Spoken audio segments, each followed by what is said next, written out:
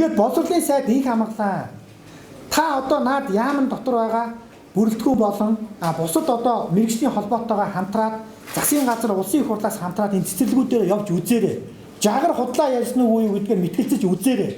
Бидний хүүхдийн хүнс өнөөдөр агааржуулагч байхгүй. Нойлын жижиг өрөөнд хүнсээ хадгалж яах гэж та нар боддоо. Дараа нь та нар өөрснийхөө өрөөг нэг хэмжиж үзээрэй. Тийм учраас өнөөдөр энэ авилгач нь 50000 даргын гарын үсгнээс олж төмний хүүхэд өнөөдөр эрүүл мэндээр хохирж байгааг хэд хэдэн цэцэрлэгээр орж харсан хүний хувьд өмнө нь бол зүгээр хүүхдээ өгөөд явдаг байсан. Яг ингээд нэг бүрчлэн эсэглээд орчинд нь ингээд өрөөгийн татаад нэг бүрчлэн үзэхээр өөр асуудал байна. Тэгэхээр багш нар тэнд ажиллаж байгаа 30-40 багш жижиг үйлчилгээний ажилчид маань хоолны зардал гэж байдаг юм байна тухайн өдрөө. Тэгэхээр нэг 1000 төгрөг нийлүүлээд хоол авч иддэг.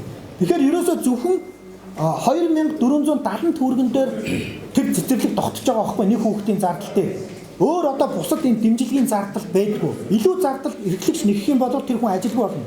Тэр хүн ажилдаа байхын тулд одоо тэтгэвэр суугаад 1 жил үлдсэн юм чинь гэж торгоож одоо тэнд барьж ил гэсэн. Хүчээр бидний хүүхэд одоо тэнд энэ төсөвтөн захирч байгаа. Тэнд багш ажилчдын буруу байхгүй шүү гэдгийг албан ёсоор зохиж хэлмээр байна. Тэгээд багш ажилчдыг эцэг эхтэй нь халалцуулж байгаа боловсролын яам хариуцлага хүлээж их хамгаалаа огцрох ёстой.